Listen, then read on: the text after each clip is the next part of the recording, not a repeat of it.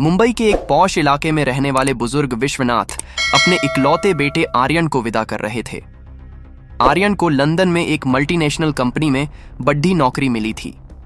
विदाई के समय आर्यन ने अपनी बेहद खूबसूरत पत्नी काव्या का हाथ अपने पिता के हाथों में थमाया और भावुक होकर कहा, बाबूजी, काव्या बहुत कोमल दिल की है, मेरे पीछे इसका पूरा ख्याल रखिएगा।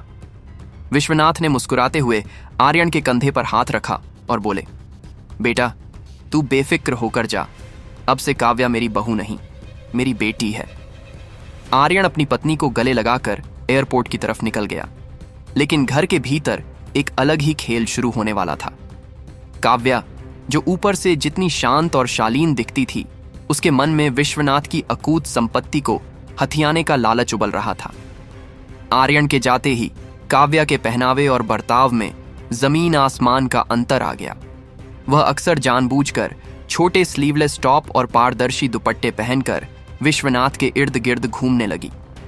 कभी वह झाड़ू लगाते समय जानबूझकर अपना पल्लू नीचे गिरा देती, तो कभी विश्वनाथ के पास जाकर अपनी खूबसूरती का प्रदर्शन करती।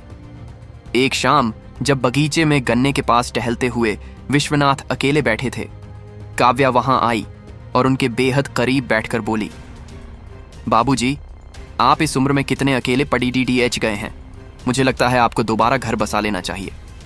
विश्वनाथ उसकी आंखों में छिपे शातिर इरादों को भांप चुके थे। उन्होंने खेल को रोचक बनाने के लिए कहा, बहू, क्या तुम मेरी इच्छा पूरी करोगी? मुझे डर है कि कहीं मैं इस अकेलेपन में कोई गलती न कर बैठूं। काव्या ने मौका ताड़ते हुए उनके घुटने पर हाथ रखा और फुसफुसाते हुए कहा, बाबूजी, किसी और औरत की क्या जरूरत, मैं हूं ना आपकी देखभाल के लिए, आप जैसा कहेंगे मैं वैसा ही करूंगी। अगले ही दिन विश्वनाथ ने अपनी चाल चली और एक संभ्रांत महिला डॉ अंजलि को अपनी मंगेतर बताकर घर ले आए। यह देखकर काव्या के पैरों तले जमीन खिसक गई। उसे लगा कि अगर ससुर ने दूसरी शादी कर ली तो सारी जायदाद उस नई औरत के नाम हो जाएगी। उस रात वह हाथ में केसर वाला दूध का गिलास लेकर विश्वनाथ के कमरे में पहुंची। उसने जानबूझकर एक गहरी रेशमी सादी पहनी थी, जिसका पल्लू उसने कंधे से गिरा रखा था।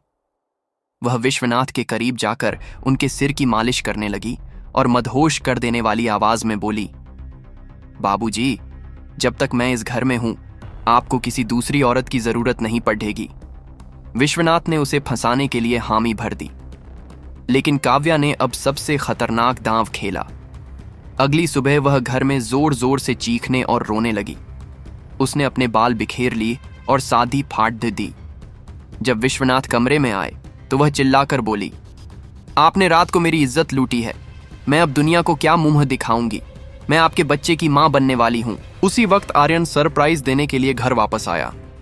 काव्या ने तुरंत आर्यन के पैर पकड़ DDH लिए और रोते हुए झूठा आरोप लगाया कि उसके पिता ने उसके साथ गलत काम किया है। आर्यन गुस्से में अपना आपा खो बैठा और अपने पिता का कॉलर पकड़ DDH कर उन्हें भला बुरा कहने लगा, लेकिन विश्वनाथ शांत रहे। उन्होंने एक रिमोट दबाया और टीवी पर एक वीडियो चलने लगा। यह वीडियो उस खुफिया कैमरे का था जो विश्वनाथ ने फूलों के गमले में छिपा रखा था। वीडियो में साफ दिख रहा था कि कैसे रात के अंधेरे में काव्या का एक पुराना प्रेमी खिदकी से अंदर आता था और कैसे काव्या ने खुद अपनी साधी फाड़ कर यह पूरा ड्रामा रचा था। विश्वनाथ ने खुलासा किया कि डॉ अंजलि कोई दुल्हन नहीं, बल्कि एक मशहूर गायनेकोलॉजिस्ट हैं, जिन्होंने पहले ही जांच में यह साबित कर दिया था कि काव्या का प्रेगनेंसी का दावा पूरी तरह फर्जी और ब्लैकमेल करने की एक साजिश थी। आर्यन का सिर शर्म से झुक गया। उसने अपनी मासूम पत्नी का असली और डरावना चेहरा देख लिया था। गुस्से और नफरत से भरे आर्यन ने काव्या को एक जोरदार थप्पड़ दाच मारा और चिल्लाकर 3 बार तलाक कहा। काव्या ने पैरों में गिरकर गिद्दाने की कोशिश की, लेकिन आर्यन और विश्वनाथ ने उसे धक्के देकर उसी वक्त घर से बाहर निकाल दिया।